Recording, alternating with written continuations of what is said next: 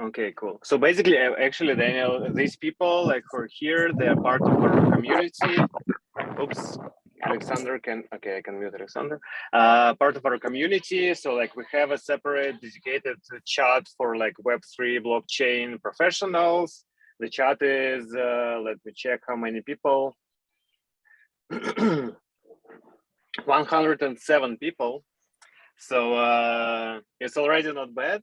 And we will use this like this talk, this webinar as something that we will like share to all the newcomers to make them like more familiar with the market, with the world. Like, so yeah, this is like the purpose, and also like obviously to meet people and to discuss stuff. So yeah, Mike is yours. Perfect. Thank you very much, Daniel, for inviting me to share a little bit of my experience and my knowledge of the market. I guess I just want to start by saying again, for all those that didn't hear it before, just feel free to write in the chat a little bit about yourself, what kind of role you're looking at or you have currently, and so on. I do want to say that, in essence, there is basically, I have like a small presentation, but I couldn't make it like very specific, so I tried to keep it as broad as possible in that sense. So let me just share my screen.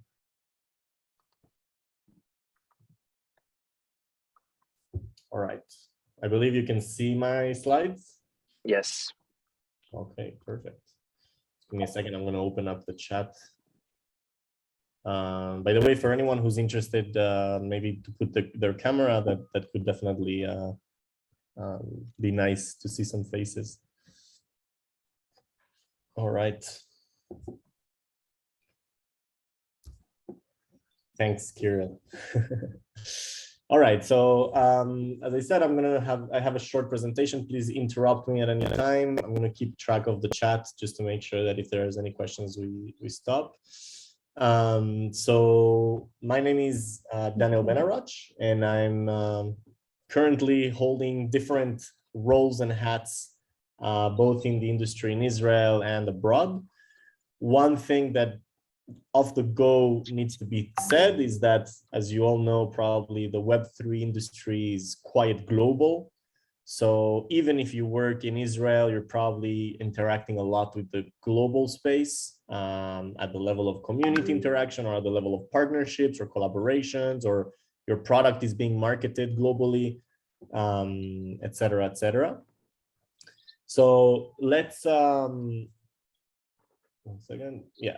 Let's maybe look quickly, just in short, sort of a recap of what is Web3, what are the different components. I mean, this is super brief. I have another presentation that goes a little bit more in depth, but you know, I want to talk a little bit about this because I think it's interesting, and this is also more the focus of what happens in Israel. So, and I'll talk a bit more about this. So in short, sort of Web3 is this movement that is based in technology that kind of carries with it a bit of a revolution on how we're going to interact with the internet, what kind of services and products are coming out of the internet. And really, it's based on this idea of digital ownership, right? Because of the whole point of decentralization through blockchain technology and so on. And at the end of the day, there is this kind of two components of decentralization and data privacy and ownership that really touch upon these kind of social justice phenomenon, right? Or like cultural phenomena. And as a believer of Web3 myself, I think this is super important for the future of society, right? Like I actually have two small kids. And when I think about them interacting with the internet, it's kind of scary. Whereas I hope that by the time they're a little bit older, there will be better tools and a little bit more of that data ownership, self-ownership that we want to see, right? And I will say that today, the biggest sort of type of use case that's in Web3 is really surrounding financial products, right? I mean, even if you think NFTs, which is kind of the other side of the spectrum in the context of art or metaverse of gaming, there is still a huge financial component because people are trying to get incentivized financially, right? To use these NFTs, selling them, or hold them or stake them. There's all kinds of incentives associated to this kind of thing, or like play to earn and things like this. It's actually really funny. Like the other day, you know, I guess maybe I should say that I hope everybody's sort of mentally and financially safe and physically safe with the whole intense bear markets that we're living through. So stay afloat and so on. It's funny because one of the tweets that I saw was this idea that in essence, there is a new type of paradigm being discovered, which is work to earn. So if you're not familiar with it, you know, explore it. Anyway, so yeah, that's kind of, I think, the two biggest components. I mean, you know, in terms of technology, I personally am a technological person, and I'll dive a little bit more into that. Yeah, anyone want to ask a question? Okay. Yeah, I definitely see her a lot of tech people, so that's really cool. There's some account management. Hello. Hello. That way. Where are you go? I don't think that's a question. Yep. All right. Awesome. So I wanted to maybe share a little bit of my journey, because I think we can highlight a little bit of different aspects of sort of what I went through and how that led me to find different opportunities.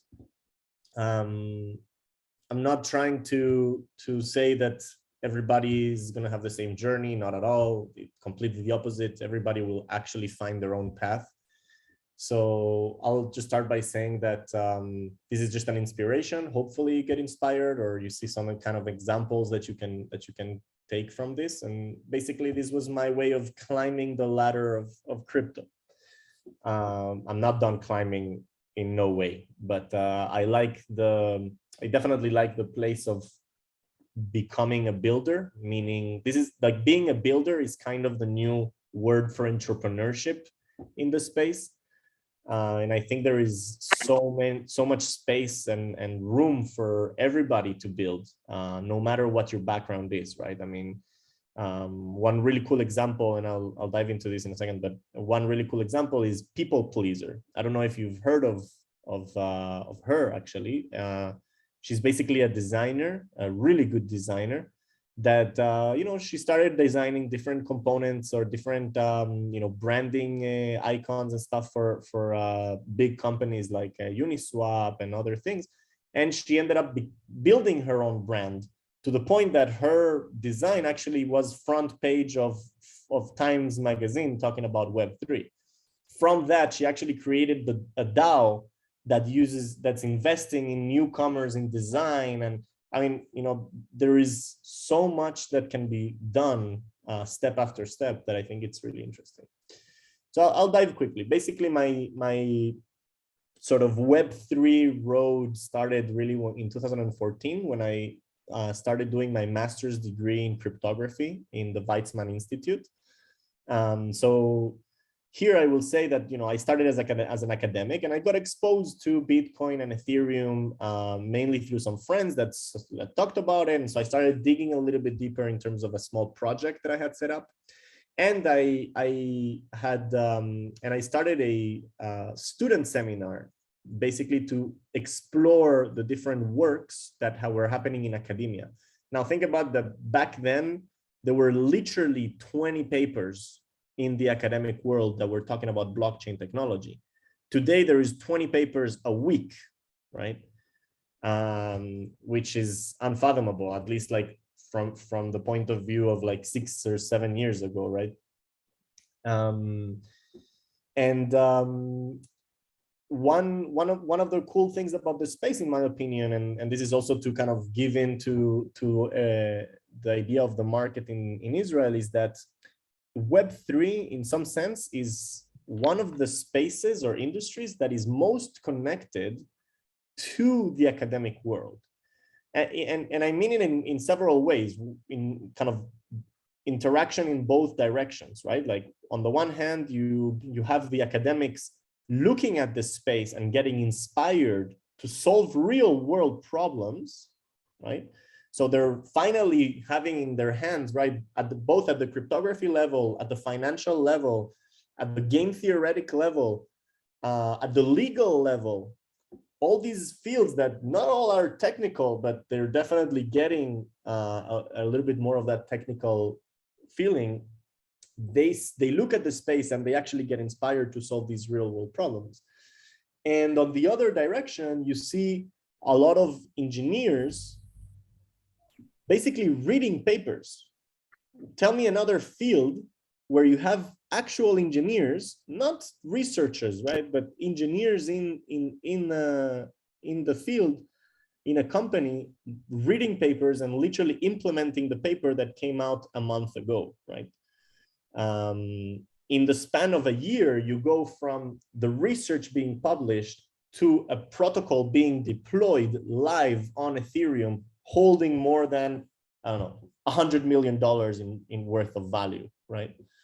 And that's, in my opinion, a huge opportunity, because no matter where you stand in that kind of flow from academic to engineer to researcher, you really have a way to interact. So that's one thing I would say, because in Israel especially, you all know that academia is pretty big, and really in this space, it's much bigger. I mean, to the point that professors are leaving the universities to fund and to found new companies, right? So that's where I started. I started as a cryptographer. Funny enough, and this is more a spot about opportunism, right?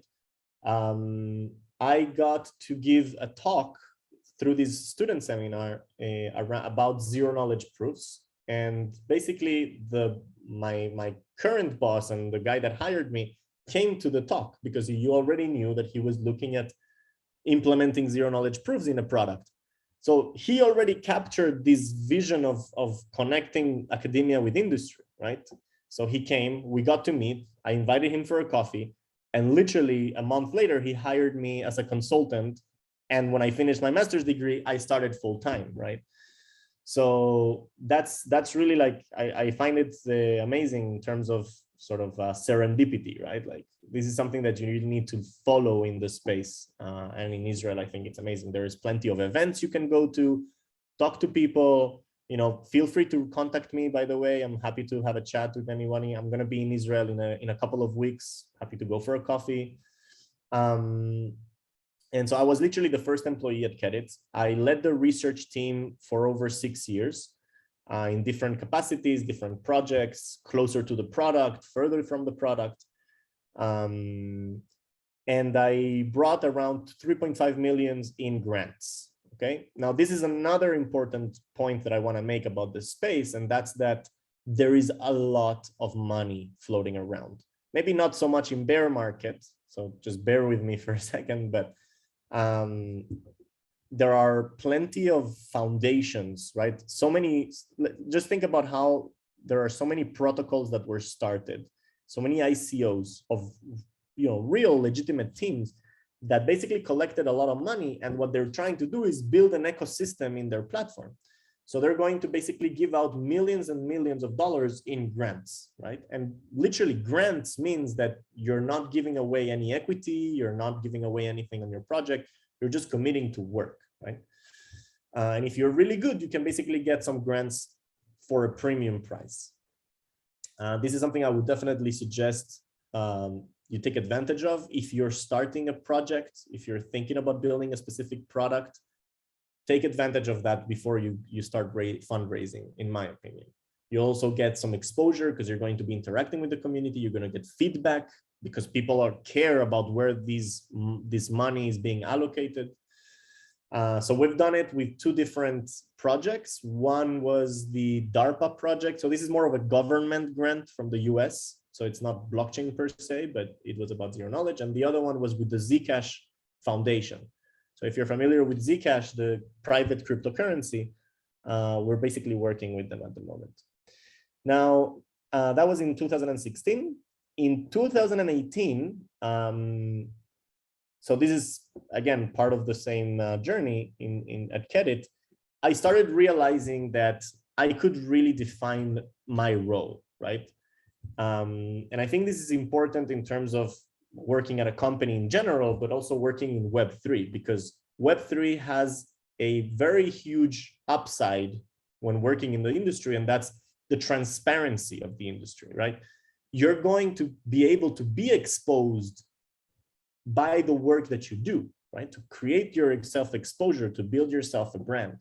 So by being on Twitter, by being active on social media, by sharing the news of the company, by all that stuff can really be kind of high reward. And so I started taking ownership of really and responsibility of these projects in terms of more building strategy and what types of products we would build. And I basically led the organization of the building of a new community that was focused around creating standardization for a specific technology, right? Zero knowledge proofs. It's called zkproof.org.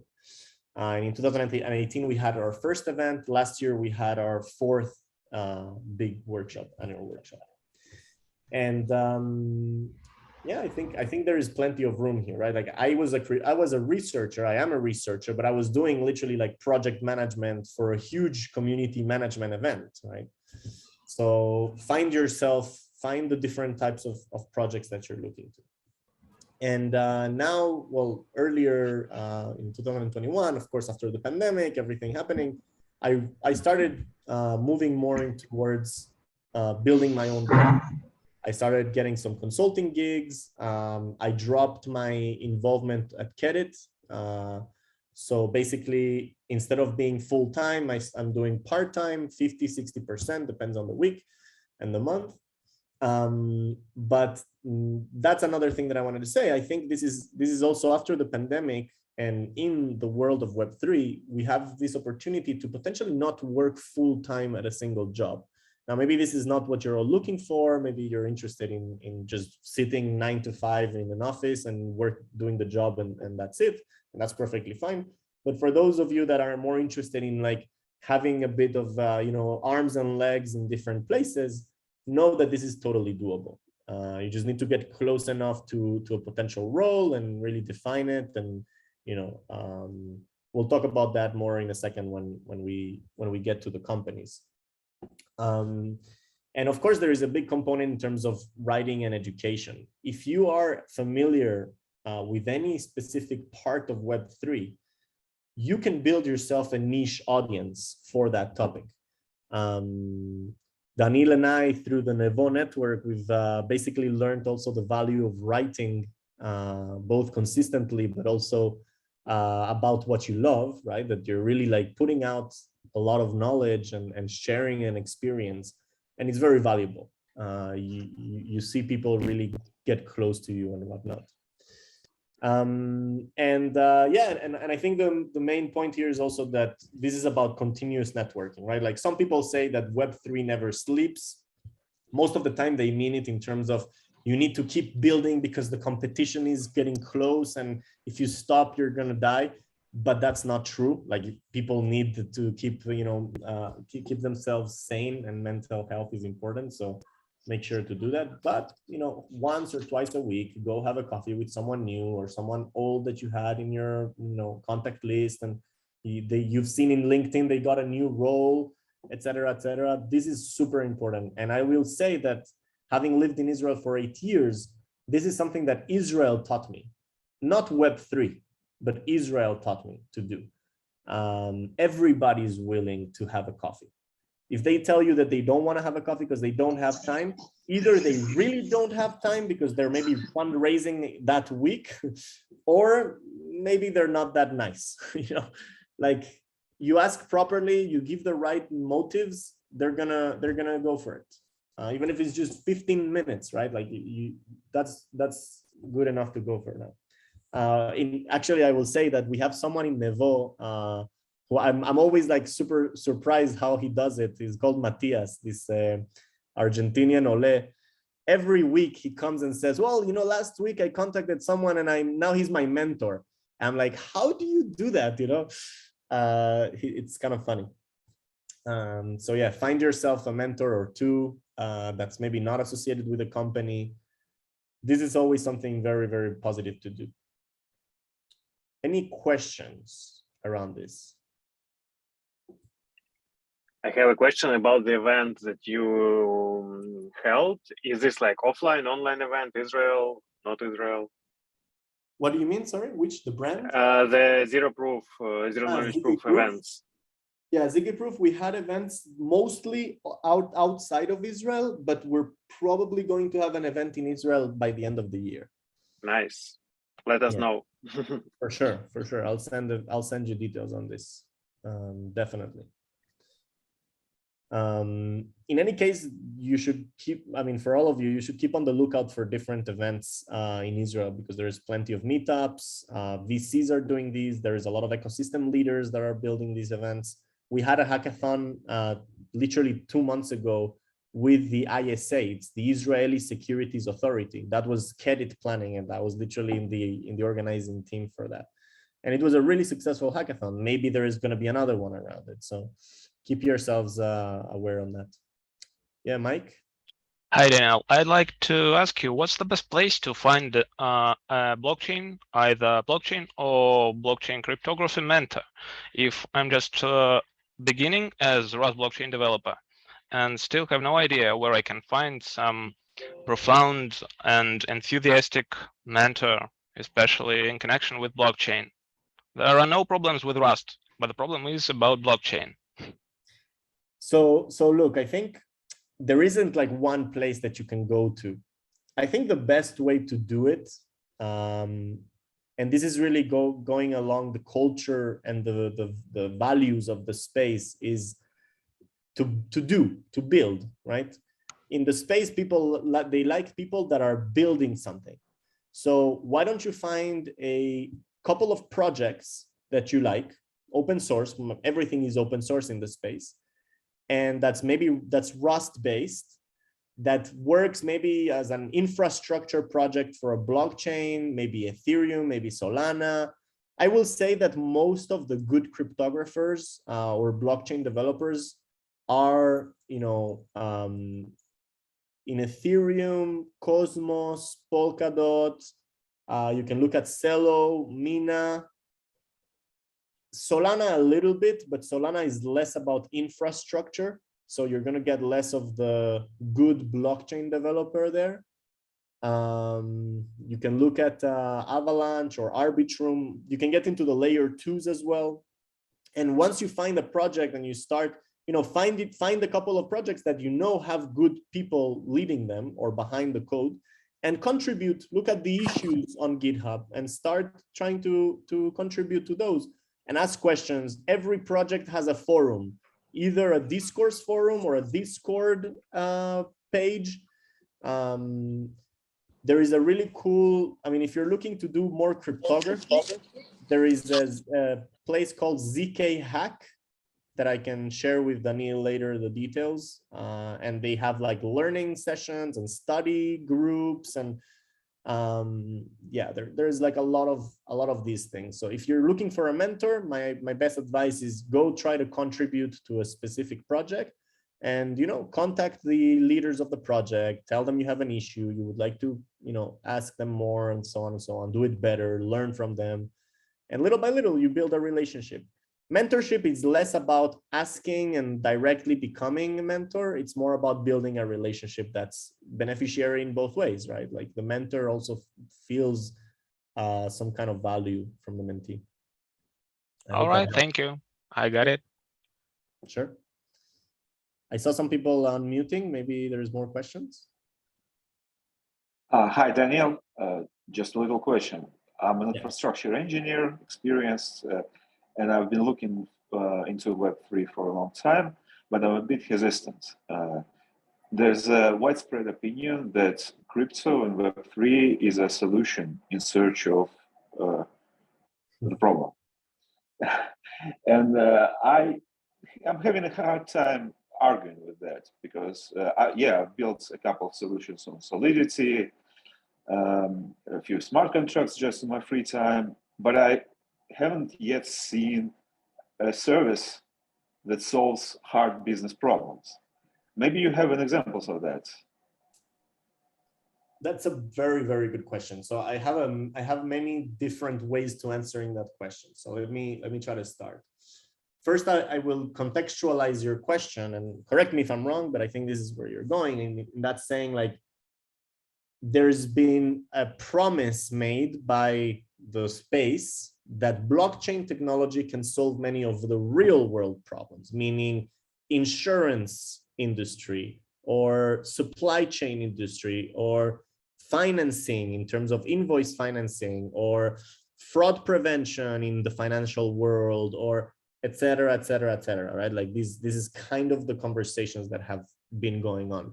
Now, I will say that at QEDIT, for many years, we focused on enterprise solutions.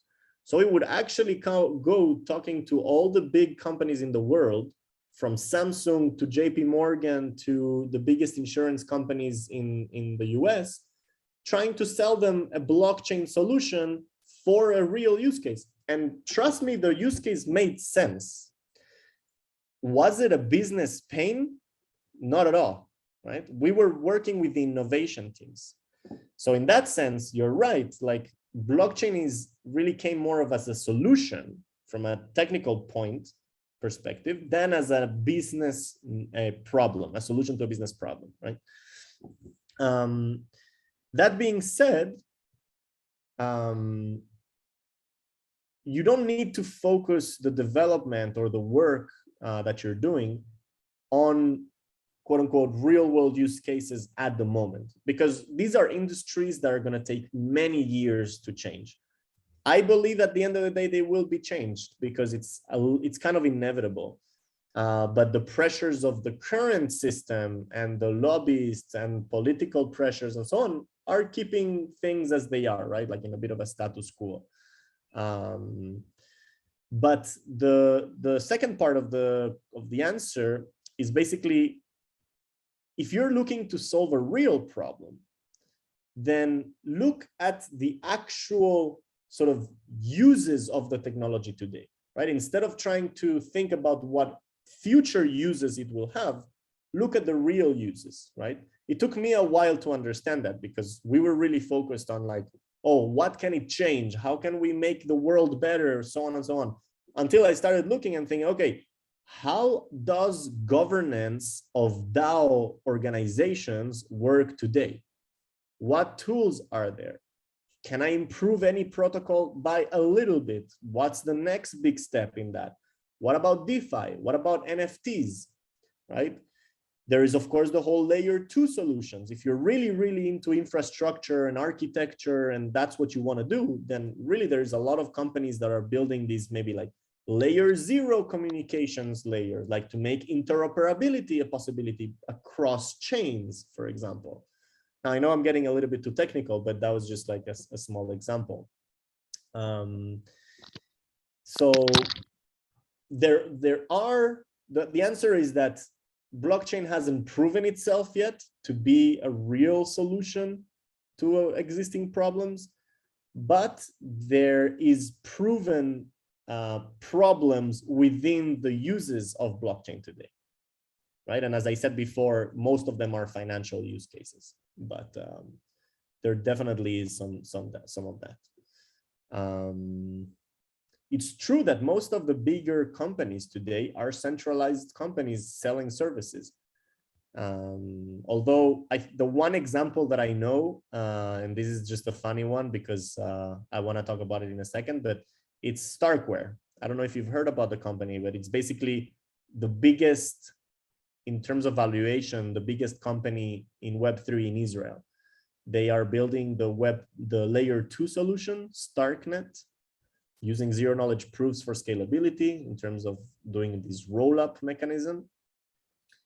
And they are valued at $8 billion. That was their last investment round. And this is literally 5 years after they were created.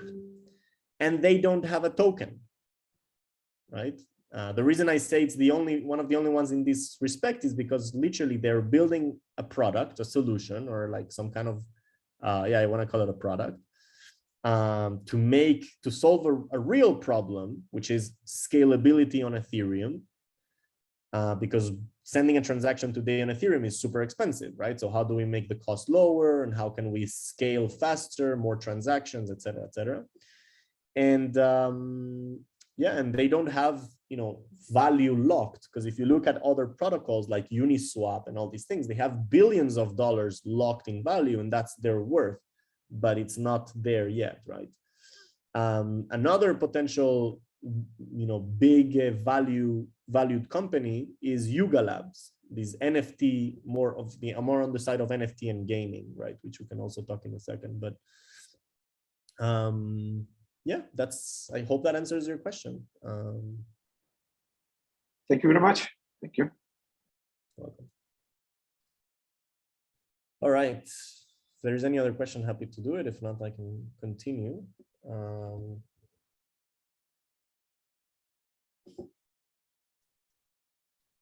Let's see if this wants to change. There you go.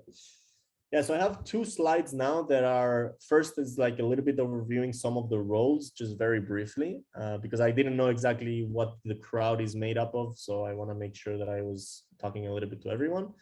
And the next slide is trying to review a little bit the current industry in Israel, like what are some of the companies, what are some of the technologies being sold, et cetera, et cetera. So just to put it into context, there is a huge demand for engineers, for product people, and for communications. And actually, I forgot to add, for design people in the space. This comes from mainly for two main reasons. One is the fact that there are so many new companies, so many new builders starting new projects. So they're going to need a lot of these resources.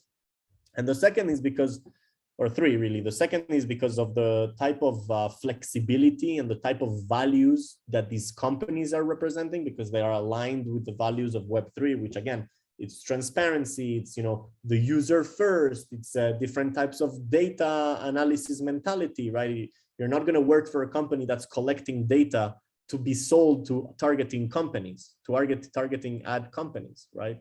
And this, for me, changes everything, right? I would never want to work in such companies. I say now never, but they say never say never, so we'll see. And you know, it's also a thing that you're seeing a lot of people leaving their jobs to be part of the Web3, right? I mean, I'm sure here, if not all of you are already in Web3, you're thinking about it, you're starting to explore your options. Some took a bigger risk by building their own thing, some took a different risk by just joining a new company. And I can tell you that like the actual interest, the actual projects are as interesting or even more interesting than what you would have seen in your previous Web2 company. And the cool thing is that any skill that you may have is actually applicable in the space, right? So again, as I said, you're a designer, go for it. Like there's plenty of design opportunities and you will be recognized for that. Are you thinking more in terms of governance and you're interested about managing communities? Great, you know, you have definitely a place. You know, I would say, just as an example, why wouldn't Daniel and the community managers make this into a DAO, for example, right? Where you have a lot of skills and you can share those skills. I mean, this is just an example. It takes a lot of work to do something like that, but it's doable. So yeah, I don't know. I mean, let me just maybe look at different skills here if there is anything that pops up in my mind. So customer support and service. That's actually a very interesting place to stop, because customer support doesn't exist as we know it, in the sense that even those companies offering a product, it's usually more of a decentralized application. And then what happens is that if you have a problem, you're probably not going to be able to help the user. because maybe their transaction got lost, maybe their funds got lost, maybe they forgot their password of the wallet. And that's stuff that you don't have control over as a company. What you can do as a customer success maybe is basically this idea of a bit of a paradigm shift, right? Like a product doesn't have users as much as it has a community, right? It can have both, right? Like if you're an actual product and people use you, great, but you're also going to have the community. The community is usually going to be helping you build the roadmap of the next version of the product. And so this idea of like developer relations or community relations is really important when it comes to Web3, right? It's just a little bit of a paradigm shift in the way you sell it. But yeah, you see tech support. So yeah, perfect. I love those companies. I'm going to talk a lot about some of them. So Zengo, Fireblocks, Celsius. I don't know if you saw all the news from Celsius from yesterday. They are basically blocking all withdrawals and transfers because either they are not solvent or they are not liquid. And basically, they're getting hit by the crisis in the bear market. All right. Any question about these roles? Know that project managers and product managers and all these, they're very, very much needed in the space.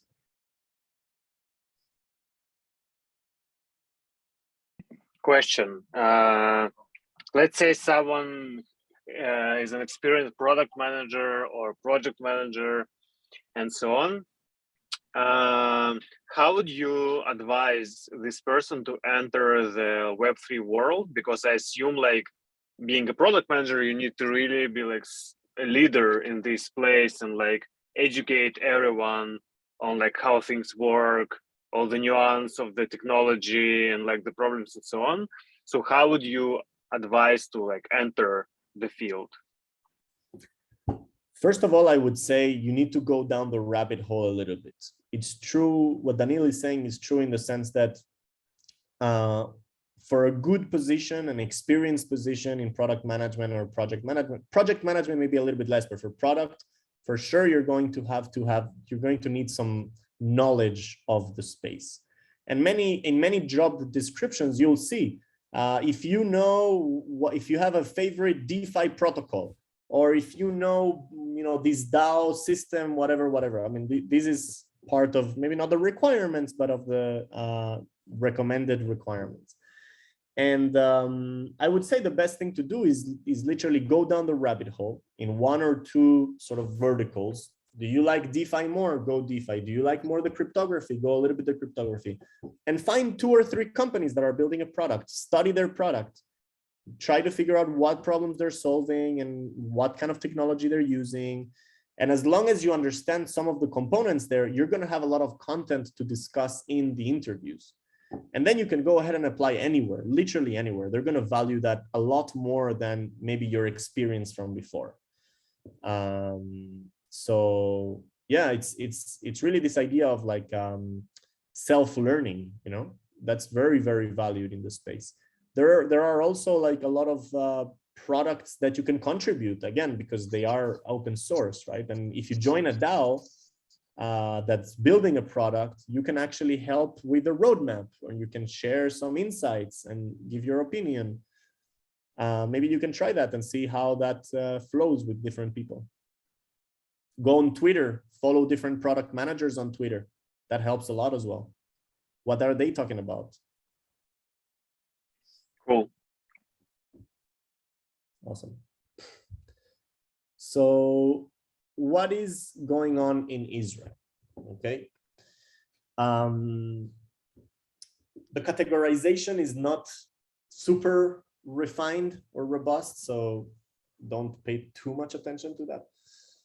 But I would basically categorize it into kind of 2 or 3 different categories. I'll start by saying that in Israel, I guess we just have a very big background of trying to build technology or products that make a lot of money, right? So if the tech products are going to be good for infrastructure and in the future will make you money, the financial services is the more immediate kind of service or product that you can make money from. And in Israel, we have less of the metaverse type of gaming or NFT projects, at least not big ones, right? Not well-established ones. I'm sure, I mean, personally, I will say, right, like I used to know the industry a lot better, but it's grown so much that it's impossible to track everything, okay? So if I missed anything, please feel free to say so. If you know of a specific company that you think is really worth mentioning, I'm happy to hear and talk about it. I've tried to summarize a little bit here what I've seen in the past and in the current future. So in the current present. So in terms of tech products, again, like there are a lot of people building heavily on technology, and there is sort of these 5 different categories of technology that I would say. The first one is in terms of consensus protocols, right? Like if you think about Bitcoin, you have the proof of work, and it's called the Nakamoto consensus. You have many other consensus protocols, but one of the leaders in the industry, and here I'm writing these here in terms of the tech, it's not only leaders in Israel, it's also leaders globally in the space of Web3. These are names that are recognized globally. So VMware, you may know it as the cloud provider company, software company, but they actually have a very good research team in Israel that's a blockchain research team. And they've been, they actually developed one of the best consensus protocols that's used today everywhere, the BFT consensus protocol. Yeah, exactly. Itai Eyal is awesome. There is also Avishai Yanai. There is a few others there that are really good and they know what they're doing, right? So I'm happy to see that that some people know them. There's also the Hedera people. They built an actual blockchain. They have a different idea of how to do these consensus. I'm not so familiar with that consensus, but I definitely know they're doing some things that are nice. And there is actually other people in academia. For example, you have Aviv Zohar also, who's one of the leaders of these Ghost protocols or DAG consensus protocols. Aviv Zohar is currently at the Hebrew University in Jerusalem. By the way, that's another thing in terms of roles and mentorship and stuff. You can also look at people in academia, right? They are always looking for collaboration. They're looking for ways to learn more things and maybe potentially even hire some developers in their teams because academics are not usually developers. So that's for consensus. Again, VMware is an established company. Hedera is more of a startup kind of company. They have a growing team. I'm not familiar whether they raised funds lately or not, but I'm sure they have some open positions. In terms of scalability, worldwide, there is a few, but in Israel, there is one specifically. That's, again, the one I mentioned before. It's called Starkware Industries, and they are basically, it was built by 4 co-founders, so one of them was a professor in the Technion. Another one was his student who basically built the protocol with him. And the CEO is a serial entrepreneur in Israel. And the 4th one is actually a professor at Berkeley who actually stayed a professor. So he's not in capacity of execution, but they built a really large team. Their offices, I think, are in Netanya. And as I said, they have a valuation of about $8 billion today. So that's pretty big. And they're really building an ecosystem that thrives, that they have a lot of really cool stuff. So I encourage you to look at that as well. In terms of privacy solutions, so here I'm a little bit biased. Full disclosure, I'm an employee of QEDIT. So I am, of course, putting QEDIT in there. We really built really cool products for privacy, mainly at the level of transaction privacy. So what type of data are you exposing when you transfer and what type are you not? Today, we are hiring for some cryptography or Rust engineers. So if you are one of those, please feel free to contact me. Daniel, feel free to send them my email or my Telegram or whatever. And again, happy to talk. And in terms of privacy, there's also this other company, Enigma, which has been building some multi-party computation kind of systems and things like this. There are others that are doing privacy, but the problem with privacy is that it's more like what our friend who asked the question earlier, I don't remember his name, but he said, right, like, is it a solution to an existing problem or not? Well, privacy is not yet really a problem. I mean, everybody seems to be using Ethereum and disclosing every single transaction and position that they have to everybody in the world. So it can't be said that it's a real problem. Then we have this wallet and self-custody kind of solutions. So here I should have also put Fireblocks, but for some reason I just put it in a different place. But Zengo is actually one of my favorite companies in Israel. There's also Curve, which was acquired by PayPal, and there's also Unbound, which was acquired by Coinbase. And the three of them were literally using MPC, which is multi-party computation, to solve the issue of key management for wallets in crypto. In Zengo, I have a lot of connections. So if you're also interested, they are looking for a research team. They're also looking for more cryptography, for more engineers on the product side. And then you have this hardware type of solutions, right? There is two types of hardware here. One is, again, for custody solutions. So GK8, which was acquired by Celsius, actually, is building this solution of sort of having a kind of a cold wallet, but it's actually like a one-way cold wallet. So you can only sign transactions and you can't like receive data, so that you have more security, something like this. They're also looking for more positions. Do you still see my screen? Yeah, okay. Because I, for some reason, got my screen disconnected. So give me a second. Sorry, 1 second, guys.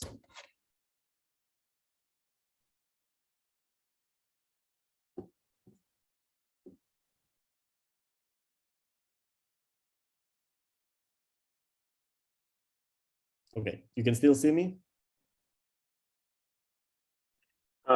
For me, it's loading, so I can see you, but the presentation is like not full screen. Okay, so give me a second.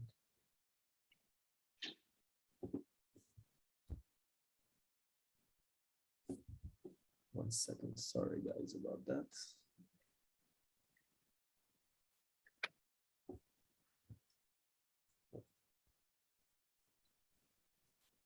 Yeah, technology problems, huh? Okay. Now you should see it, right? Yes. All right. So that's in terms of the technology. And again, all of these are really recognized worldwide. Then you have financial services. So for exchanges, you have Bits of Gold and B2C, and you also have eToro, right? eToro being by Johnny Asia. Bits of Gold is actually founded by my current boss also. So if that's also something that interests you, they're also looking for engineers. And it's actually the biggest exchange in Israel today. So that's pretty cool. You have these market makers, Celsius, Nexo, and BlockFi, but BlockFi doesn't have a presence in Israel. Celsius is the biggest one of them. They are kind of these companies that do centralized DeFi. So if DeFi is decentralized finance, then they do it centralized. You give them money as a way of like depositing your funds. They promise you an interest on that, but they're going to do DeFi with that money. So suddenly they have billions of dollars. And what happened is that they were really risky around their investments. And of course, the market wasn't to be expected, but it crashed several times and so on. And then there are several companies that are doing financial stuff, but on chain. So Bancor is building like very cool DeFi protocol. Bancor has a bit of a history, but now suddenly they've reemerged. There is also Beam that actually is building an actual blockchain with some interesting protocols. And there is the Diversify, which is also doing DeFi things. And then we have the more like generic stuff like fraud prevention with Simplex. Simplex is actually really well known around the world. You have Certora, which is a new company doing smart contract auditing. This is one of the key problems, right? Going back to the question of problem versus solution. Security in smart contracts is super important, right? Like there are so many frauds. There are so many ways of cheating a contract. And at the end of the day, the whole code is exposed, right? It's transparent. Everybody can see it and try to battle test it. And there's been billions of dollars lost like this. And as I said earlier, there's Fireblocks, which is a huge company worldwide, basically providing this kind of custody solutions for large companies like centralized exchanges or Celsius type of companies. And they're doing really good. They're also valued pretty highly. I think they crossed $1 billion by now. Yeah, so this is a little bit of an overview. Again, I may be missing some companies. I hope not very key players, but I may. I guess I should have also mentioned that there is several funds like VCs and also several like ecosystem builders that exist in Israel. So if you're interested in more of that generic aspect of the industry, that's also a possibility. I'm not the guy to talk to, but I can definitely point you in the right direction. Yeah, so that's it. Any questions?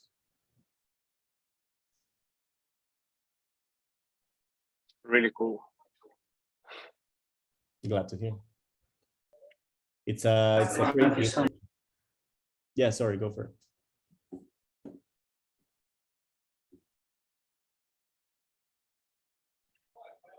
Might have been some noise just. Yeah, fair enough. All right, you have here my email, this is my Twitter handle, although it looks like it's a picture, it's not Instagram, it's my Twitter. And if you're gonna be in Tel Aviv in the next month or so, we can also have a small coffee. All right. Again, thank you, Daniel, for inviting me. Hope this was useful. Cool. Super useful. I think it was exactly like what people need. And yeah, you showed many companies and so on. So amazing. Amazing. And your Telegram is, I believe I have it, Danny B31. Yeah, exactly. Okay, cool. I just posted it there. Okay, so I'll share it to everyone. Perfect. So feel free, yeah, and also your LinkedIn. So yeah, feel free to ask more questions and to discuss what you just heard in the chat and so on. So yeah, it was super useful, and have a good rest of the day, everyone. For sure. Thank you all for listening in. Thank you so much. Bye. Bye. Bye, everyone.